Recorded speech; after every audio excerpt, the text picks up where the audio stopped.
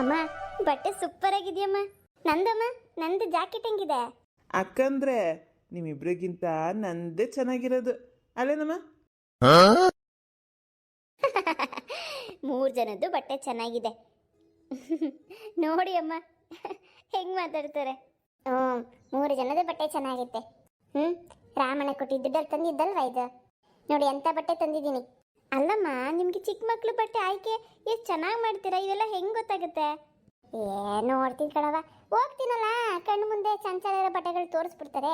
ಈಗಿನ ಕಾಲದ ತಕ್ಕಂಗಿರೋ ಬಟ್ಟೆಗಳನ್ನ ತೋರಿಸ್ರಪ್ಪ ಅಂದೆ. ಹುಡುಗರಿಗೆಲ್ಲ ಅವೇ ಅಲ್ವಾ ಇಷ್ಟ ಆಗೋದು, ಅದಕ್ಕೇನೆ ಅಂತವೇ ತಗೊಬಂದೆ. ಬಣ್ಣಗಳು ಚೆನ್ನಾಗವು ನೋಡು. ತುಂಬ ಚೆನ್ನಾಗಿದೆಯಮ್ಮ. ಜೇವಾ, ಇವತ್ತು ಗಂಡನ ಮನೆಗೆ ಹೋಗ್ತಿದ್ದಿ, 5 ವರ್ಷ ಆದಮೇಲೆ. ಇವತ್ತೇನ ಚೆನ್ನಾಗಿ ಮಾತಾಡ್ಸ್ಕೊಂಡು ಬಾ. ಆಮೇಲೆ ಗೃಹ ಪ್ರವೇಶ ಕೇಳು, ಯಾರ್ಯಾರು ಹೇಳ್ಬೇಕಂತಿದ್ದಿ ಎಲ್ಲರಿಗೂ ಹೇಳ್ಬಿಡವ. ನಾಳೆನೇ ಗೃಹ ಪ್ರವೇಶ. ನಾನು ಮಾರ್ಕೆಟಿಗೆ ಹೋಗಿ ಹೂವಿನ ಅಲಂಕಾರಕ್ಕೆ ಹೇಳ್ಬಿಟ್ಟು ಬರ್ತೀನಿ. ಬೆಳಗ್ಗೆನೆ ಬಂದ್ಬಿಟ್ಟು ಹೂವಿನ ಅಲಂಕಾರ ಮಾಡಿಬಿಟ್ರಪ್ಪ ಅಂತ. ಬೆಳಗ್ಗೆ 4 ಗಂಟೆಗೆ ಬಂದ್ಬಿಟ್ಟು ಹೂವಿನ ಅಲಂಕಾರ ಎಲ್ಲ ಮಾಡಿದ್ರೆ ಆಮೇಲೆ ಒಂದು 6 ಗಂಟೆ 7 ಗಂಟೆ ಹಂಗೆ ಪೂಜೆ ಶುರು ಮಾಡ್ಕೋಬೋದಲ್ಲ. ಹ್ಞೂನಮ್ಮ, ನಾನು ಅದೇ ಹೇಳೋಣ ಅಂದ್ಕೊಂಡೆ, ಹೂವಿನ ಅಲಂಕಾರಕ್ಕೆ ಹೇಳ್ತೀರಾ ಅಂತ. ಹಂಗೆ ಪೂಜಾರಿಗೆ ಹೇಳ್ಬಿಡ್ತೀರಾ? ಆಯ್ತು ಹೇಳವ, ಅದೆಲ್ಲ ನಾನು ನೋಡ್ಕೋತೀನಿ. ಹೂವಿನ ಅಲಂಕಾರ, ಪೂಜಾರು ಎಲ್ಲ ಹೇಳ್ತೀನಿ. ಅಡುಗೆದು ಅಮ್ಮ, ಅಡುಗೆದು ಅವರೇ ನೋಡ್ಕೋತೀನಿ ಅಂದರು. ಅಡುಗೆ ಭಟ್ರಿಗೆ ಅವರೇ ಹೇಳ್ತಾರಂತೆ ಅಡುಗೆ ಮಾಡಿಸೋದಕ್ಕೆ. ಹಂಗ ಸರಿ ಬಿಡು, ನೀನು ಯೋಚನೆ ಮಾಡೋಂಗಿಲ್ಲ. ಊಟದೊಂದು ಚಿಂತೆ ಇತ್ತು, ಏನು ಯಾರಿಗೆ ಹೇಳೋಣ ಅಂತ. ರಾಮಣ್ಣ ಹೇಳ್ತಾನಂದ್ರೆ ಸರಿ. ಸರಿ ಅಮ್ಮ, ಹಾಗಿದ್ರೆ ಹೋಗ್ಬಿಟ್ಟು ಬರ್ತೀವಿ. ಆಯ್ತರವ, ಹುಷಾರಾಗಿ ಹೋಗ್ಬಿಟ್ಟು ಬರ್ರಿ. ನಾನು ಹಂಗೆ ಮಾರ್ಕೆಟಿಗೆ ಹೋಗ್ಬಿಟ್ಟು ಬರ್ತೀನಿ. ನಾನು ಬರೋದು ಇನ್ನೇನು ಮಧ್ಯಾಹ್ನ ಮೇಲೆ ಆಗ್ಬೋದು. ನೀವು ಅಷ್ಟಲ್ಲಿ ಹೋಗಿ ಬರ್ತೀರೇನೋ? ನಿಧಾನಕ್ಕೆ ಬರ್ರಿ, ಇನ್ನು ಅರ್ಜೆಂಟ್ ಏನಿಲ್ಲ. ಹೋಗಿದ್ದು ಮಾತಾಡ್ಸ್ಕೊಂಡು ಬಾ. ಆಯ್ತರಮ್ಮ, ಸರಿ. ಲಕ್ಷ್ಮೀ ಮಹಾಲಕ್ಷ್ಮಿ ಕೃಷ್ಣ ನಡೀರಿ, ಹೋಗಿ ಬರೋಣ. ನೋಡ ರಾಮಣ್ಣ, ಮನೆ ನೋಡು, ಪಳ ಪಳ ಪಳ ಪಳ ಪಳ ಅಂತ ಹೊಳಿತಾ ಇದೆ. ಇವತ್ತು ನನ್ನ ಮೊಮ್ಮಕ್ಕಳು ಬರ್ತಾರೆ ಮನೆಗೆ. ಅದಕ್ಕೆ ಮನೆ ನೋಡು, ಪಳ ಪಳ ಪಳ ಪಳ ಅಂತ ಹೊಳಿಸ್ತಾ ಇದ್ದೀನಿ. ಬೆಳಗ್ಗೆ 4 ಗಂಟೆಗೆ ಎದ್ಬಿಟ್ಟು ಮನೆ ಎಲ್ಲ ಅಚ್ಚುಕಟ್ಟು ಮಾಡಿದ್ದೀನಿ ನೋಡು. ಆಮೇಲೆ ನಮ್ಮ ಜಯವಂಗೆ ಇಷ್ಟ ಅಂತ ರಾಯರ ಫೋಟೋ ಎಲ್ಲ ಒರೆಸ್ಬಿಟ್ಟು ನೋಡು, ಹೂವಾರ ಹಾಕಿ ದೀಪ ಹಚ್ಚಿದ್ದೀನಿ. ಅವಳು ಬಂದ ತಕ್ಷಣ ಖುಷಿ ಆಗ್ಬಿಡ್ಬೇಕು ನೋಡು.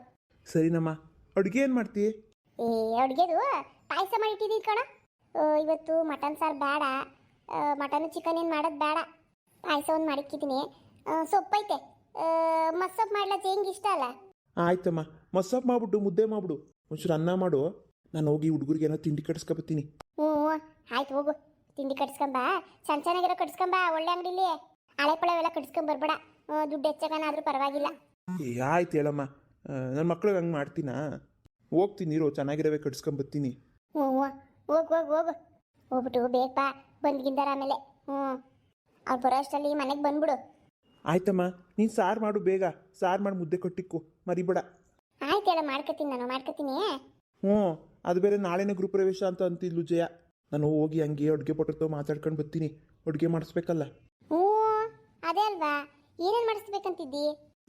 ಅದೇ ನಮ್ಮ ಅನ್ನ ಸಾರು, ಪಲಾವು ಮತ್ತು ದೋಸೆ, 1-2 ಥರ ಪಲ್ಯ, ಉಪ್ಪಿನಕಾಯಿ, ಆಮೇಲೆ ಹಪ್ಪಳ, ರಸಮ್ಮು, ಇಷ್ಟು ಮಾಡ್ಸೋಣ ಅಂತಿದ್ದೀನಮ್ಮ. ಆಮೇಲೆ ಇದು ಮಾಡು, ಮೈಸೂರು ಪಾಕ್ ಮಾಡಿಸು. ಆಮೇಲೆ ಇದು ಹಪ್ಪಳ ಮತ್ತು ಸಂಡಿಗೆ ಇವೆಲ್ಲ ಸೇರ್ಸ. ಅಷ್ಟು ದೊಡ್ಡದ ಮನೆ ಕಟ್ಬಿಟ್ಟು ಊಟನೂ ದೊಡ್ಡದಾಗಿಲ್ಲ ಅಂದ್ರೆ ಹೆಂಗೆ ಹೇಳು? ಇವೆರಡು ಸೇರಿಸ್ಬಿಡು. ಆಯ್ತು ಹೇಳಮ್ಮ, ಆಯಿತು. ಒಂದು ಎಷ್ಟು ಜನಕ್ಕೆ ಮಾಡಿಸ್ಲಿ? ಒಂದು 500 ಜನಕ್ಕೆ ಮಾಡಿಸು. ಇರಲಿ, ಒಂಚೂರು ಹೆಚ್ಚಾಗಿ ಇರಲಿ. ಆಯ್ತಮ್ಮ. ಅಮ್ಮ, ಆಮೇಲೆ ಶಕುಂತ್ಲನು ಕರಿ. ಬ್ಯಾಡ ಸುಮ್ಮನಿರತ್ತ. ಅವಳು ಮಾಡಿರೋದು ನೋಡಿದ್ರೆ ನಂಗೆ ನೆನ್ಸ್ಕೊಂಡ್ರೆ ಸಿಟ್ಟು ಬರ್ತದೆ. ಮಗಳು ಅಂತಲೂ ನೋಡಬಾರ್ದು ನಾನು, ಅಷ್ಟು ಬೇಜಾರಾಗ್ತದೆ ಕಣ್ಣು ಅವಳು ಮಾಡಿದ್ದು ನೋಡಿದ್ರೆ. ಅಲ್ಲ, ಅಣ್ಣಂಗೆ ಆಪ್ರೇಷನ್ ಮಾಡಿಸ್ಬೇಕು, ಒಂಚೂರು ಕಾಸು ಕೊಡೆ ಅಂತ ಅಂದರೆ ನನ್ನ ಹತ್ರ ಕಾಸಿಲ್ಲ ಕಣಮ್ಮ ಅಂತ ಅಂದ್ಬಿಟ್ಟು ಕಟ್ ಮಾಡ್ದೋಳು. ಅವತ್ತು ಒಂದು ಫೋನನ್ನು ಮಾಡೋಳ ಹೇಳು, ಹಿಂಗೆ ಹೆಂಗಿದೆಯಾ, ಏನು ಕತೆ, ಆಪ್ರೇಷನ್ ಆಯ್ತಾ, ಹುಷಾರಾದ್ಯಾ, ಹೆಂಗಿದ್ಯಾ ಅಂತ ಒಂದು ಫೋನ್ ಮಾಡಲಿಲ್ವಲ್ಲ ಅವಳು. ಹಿಂಗೆ ಮಾಡೋದು ಹೇಳು? ಬಿಡಮ್ಮ ಹೋಗ್ಲಿ. ಇವಾಗ ನಾನು ನೋಡು, ನನಗೂ ಕೆಟ್ಟ ಬುದ್ಧಿ ಇತ್ತು ಇಷ್ಟು ವರ್ಷ. ಇವಾಗ ನಾನು ತಿದ್ಕೊಂಡಿಲ್ವಾ, ಅವಳಿಗೂ ಒಂದಿನ ಒಳ್ಳೆ ಬುದ್ಧಿ ಬರ್ತದೆ.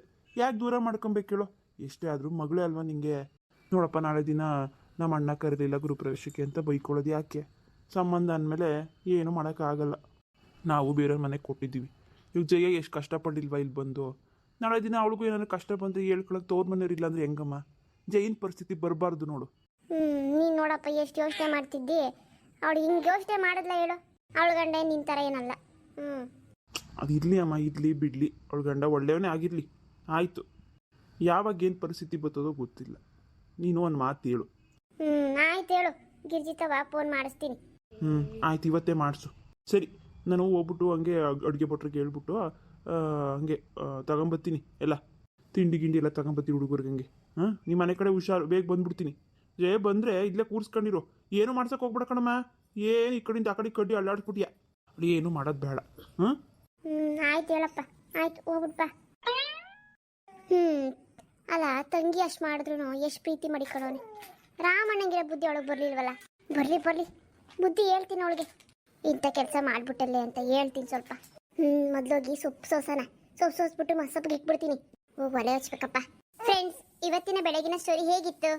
ಇವತ್ತು ನನ್ನ ಸೊಸೆ ಬತ್ತವಳೆ, ನಮ್ಮ ಜಯವ್ವ, ನನ್ನ ಮೊಮ್ಮಕ್ಕಳು ಬತ್ತವ್ರೆ. ಅದಕ್ಕೆ ನೋಡಿ ಮನೆಯೆಲ್ಲ ಇಷ್ಟು ಅಚ್ಚುಕಟ್ಟು ಮಾಡಿದ್ದೀನಿ. ನಾಳಿಕೆ ಗೃಹ ಪ್ರವೇಶ. ನನ್ನ ಸೊಸೆ ಎಷ್ಟು ದೊಡ್ಡ ಮನೆ ಕಟ್ಟೋಳು ಗೊತ್ತಾ? ನಾಳೆಗೆ ತೋರಿಸ್ತೀವಿ. ನಾಳಿಕೆ ತೋರಿಸ್ತೀವೋ ಇವತ್ತೇ ತೋರಿಸ್ತೀವೋ ಗೊತ್ತಿಲ್ಲ. ನಮ್ಮ ಜಯವ್ವ ಯಾವಾಗ ಆಗ್ತಾಳೋ, ಯಾವಾಗ ತೋರಿಸ್ತಾಳೋ ಗೊತ್ತಿಲ್ಲ. ನೋಡೋಣ. ಬೇಗ ಬರ್ರಿ, ಬೇಗ ಅಡುಗೆ ಮಾಡಿ ನಮ್ಮ ಸೊಸೆಗೋಸ್ಕರ ಕಾಯ್ತಿರ್ತೀನಿ. ನೋಡೋರಂತೆ ಮುಂದಿನ ಎಪಿಸೋಡಲ್ಲಿ. ಮುಂದಿನ ಎಪಿಸೋಡಲ್ಲಿ ಸಿಗೋಣ, ಕಾಯ್ತಾ ಇರಿ.